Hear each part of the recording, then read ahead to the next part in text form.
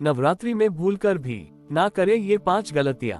नवरात्रि के पर्व को धूमधाम से मनाने की तैयारी आपने भी कर ली होगी, मगर इस दौरान आपको अपने घर के वास्तु पर भी विशेष ध्यान रखना होगा, तभी आपको देवी की कृपा प्राप्त होगी। ईशान कोण पर आपको देवी जी की स्थापना करनी चाहिए। अगर आप देवी जी की प्रतिमा की स्थापना नहीं कर रही हैं, तो आपको इस कोण पर कलश और जवारे स्थापित करने चाहिए। ऐसा करने से आपके घर में सुख और समृद्धि का निवास होता है। रिद्धि जी कहती हैं, जमीन के उत्तर पूर्व कोण को ईशान कोण कहते हैं। ये सबसे अच्छा कोण माना जाता है क्योंकि इसमें देवी देवताओं का वास होता है। अगर आप नवरात्रि में हवन पूजन करती हैं, तो वह आपको आग्नेय कोण में करना चाहिए क्योंकि यह अग्नि का स्थान होता है। आप यदि नवरात्रि के पर्व पर अखंड दीपक जलाती हैं, तो वह भी आपको इसी दिशा में जलाने चाहिए। ऐसा करने से आपको अपने शत्रुओं पर विजय प्राप्त होगी। नवरात्रि में शाम को सूर्यास्त होने के साथ ही आपको 7 कपूर जलाकर देवी जी की आरती जरूर करनी चाहिए। इससे घर की सारी नकारात्मक ऊर्जा नष्ट हो जाती है और घर में देवी लक्ष्मी का आगमन होता है। नवरात्रि में जब देवी दुर्गा को आप भोग लगाएं, तो उस दौरान आप घंटी या ताली जरूर बजाएं। दरअसल देवी तब तक भोजन ग्रहण नहीं करती हैं, जब तक उनका आह्वान न किया जाए। नवरात्रि पर हर दिन तुलसी के पौधे में एक घी का दीपक जरूर जलाएं। इससे ग्रह क्लेश दूर होता है और दाम्पत्य जीवन में खुशहाली बनी रहती है। नवरात्रि भर आपको माथे में नियमित लाल चंदन का तिलक लगाना चाहिए। ऐसा करने से आपका दिमाग शांत रहता है, हर कार्य में आपका मन लगता है और जीवन में गतिशीलता बनी रहती है।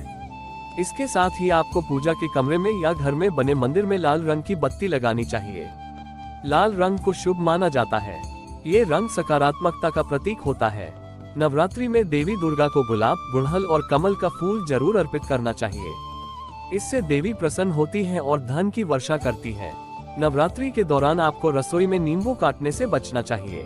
दरअसल इस दौरान घर में खट्टी चीजों का प्रयोग कम कर दें। इससे मन अशांत रहता है और नकारात्मक शक्तियों का घर में वास होता है। नवरात्रि के दौरान आपको अपनी पुरानी झाड़ू नहीं बदलनी चाहिए।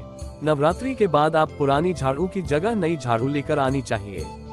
यदि आपको लगता है कि घर में किसी वजह से वातावरण खराब है और आप गृह क्लेश से छुटकारा पाना चाहती हैं, तो आपको एक पात्र में पानी भरकर रखें और उसमें नमक डाल लें। ऐसा करने से आपके घर में मौजूद हर तरह की नकारात्मक ऊर्जा नष्ट हो जाएगी। आपको नवरात्रि के दौरान घर के आंगन को गोबर से लीपना चाहिए। यदि आप ऐसा नहीं कर पा रही हैं, तो आपको अपने घर के आंगन में 7 कंडे टांग देने चाहिए। ऐसा करने से आपके घर का वातावरण शुद्ध बना रहेगा और देवी लक्ष्मी का घर में वास होगा। घर में किसी कन्या के रोज पैर पूजे। आपको बता दें कि द्वापर में ये परंपरा श्री कृष्ण द्वारा श्री राधा रानी को प्रसन्न करने के लिए शुरू की गई थी। नवरात्रि के दौरान घर की महिलाओं और कुंवारी कन्याओं का आदर करना चाहिए और उन्हें उपहार भी देना चाहिए।